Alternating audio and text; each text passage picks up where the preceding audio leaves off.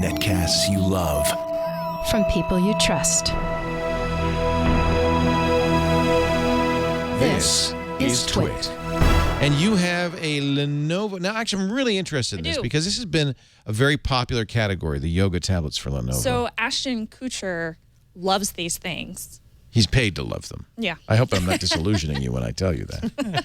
So they had this huge spiel. They have a bunch of commercials about Ashton Kutcher, who helped design these probably. Oh, he helped design them? Yeah.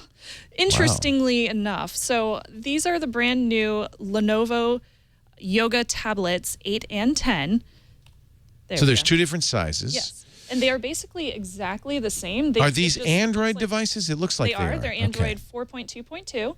They're Jelly Bean. And the reason I asked, Lenovo also, of course, sells Windows devices, but this is their Android Jelly Bean. And they are available in 16 gigabyte or 32 gigabyte versions. The smaller one is very small. It's very cute and teeny tiny. It's only 8 inches, so it's very tiny. And it weighs less than a pound. It's 0.88 pounds, and it's only 0.12 inches thick. So if I turn this on its side, you'll see there's this stand right here, which I'll get to, and it's very, very thin. Really nice, very compact. The back of it has this nice, well, it sounds almost like a DJ pad, but it's basically, it keeps you from getting fingerprints. Yeah, it's very textured. It's made out of plastic. So you can definitely tell that it's a well-priced product. As far as the price goes, the smaller version is $250. You can get it for $250 if you have a coupon on Lenovo. $269 retail for the 16 gig or $299 retail for the 32 gig version. And this is of the 8.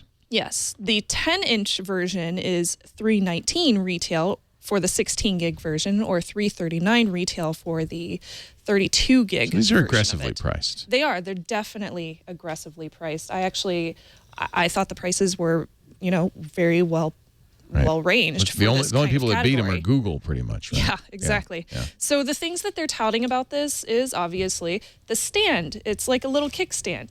Very cool. And it's intuitive. It's a feature that I actually really enjoyed in testing these because it comes in handy so often. And usually you only get this nice stand if you actually have a case or a keyboard folio pad or something like that for your tablet. These have it automatically included. It's a little stand that you can take and put your fingers right here, and it just presses in like that. And then you fold it out just by pressing in and pushing or pulling on it, and then you can set it up like a stand. Now, if you didn't want a stand, you're going to be carrying around this lump all the time, unfortunately. Can set it down like that's nice, yeah. And you can use it just as a regular tablet. Now, the thing about using it as a tablet, if you set it down, obviously, it's just going to sit like this. I found that it's very nice to be able to hold it. Oh, okay. So it gives you a nice little grip. So it doesn't feel like, you have to put your fingers right against the back. You have a nice little grip for your fingers, and that's actually pretty useful for it. I preferred that over having to hold my tablet just like a regular tablet. Now, the sound quality on these are both very clear. I took a couple of videos for you. Well, it's a very customized UI, isn't it? It is. It's very customized. Yeah, Lenovo completely revamped the UI on this guy. But I presume you could put a third-party launcher on it and make it look definitely. Like so I took nice a few pictures. That's very flattering. Thank you. Thank you so much. Yes. So both of these have the same type of camera. There's a front and rear-facing camera. The front one is 1.6 megapixels. It's an HD. And then the 5 megapixel rear camera. The sound quality, I'll hold this up to my microphone so you can actually hear it. I played a couple of videos. And let me turn up the sound. Boy, Miley Cyrus has never sounded better. I like that, yeah. Yeah, I sound great, don't I? So both of the speakers are on the front, which is also a very nice addition instead of being on the back. So it doesn't get muffled whenever you're playing videos. The camera is just okay. It's pretty average for this price range. Now, the thing that I did not like about both of these is the resolution. The resolution on these are 1280 by 800 for each of them. So the larger 10-inch version, you don't get a better resolution on it. It's very low res. Very low res. They're both IPS screens, so they do have really good viewing angles, but you can really see the pixels on this guy. And that's a highly unfortunate problem with this product. Yeah, especially if you're competing against the Google Nexus tablets, which are very, very high res and lower priced. Yeah. And you'll notice that too whenever you're reading text or you're looking at pictures or things like that. You're definitely going to notice a difference if you go from a Google tablet to one of these guys. So it's definitely a giant con for me.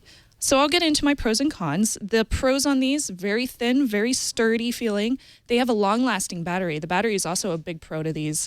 You can get up to 18 hours on these. And that's with web browsing. Just on that alone, no extra battery. Wow. So this one's a 6,000 mAh. The larger one is a 9,000. They get the same amount of battery. Very The difference is just for the differences in sizing.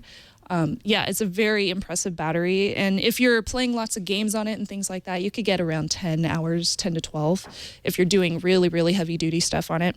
So that's a definite plus for me, and very clear, very loud sound. I really like the front-facing speakers. On the con side, low screen resolution, definitely a huge con. And I also noticed something strange about this. Whenever you press this down or bring it back up, down here along the corner, you can see a little bit of LCD phase shifting. So you can see a pressure difference whenever you move this tablet in and out. Very hard to see on the camera screen, but there's a definite change on the LCD screen right along here where there's a pressure difference whenever you're clicking on the tablet stand. Yeah, you can't really see it in the camera frame, but trust me, it's there. Here, I'll show you, Padre. I know, I see it. I see it all the time. Oh, yeah. Oh, totally. So because of that little problem, which may become an issue in the future, and because of the resolution, there are other options that are available right now in this tablet market, in this category. So I would have to give these a don't buy. Yeah. But I'm really, really hoping, this is the first generation of this Yoga tablet. So I'm really hoping on the next generation that they create, and I really hope they do. I would love to see a higher resolution version of this, because I think that it would be a really good seller. $249 for the base 8-inch model compared to $229, and in fact, some cases less for the Nexus 7. So it's more expensive, yes, but gives you less than the Nexus 7. I think it's good battery, really cool tablet stand. Yeah, but yeah.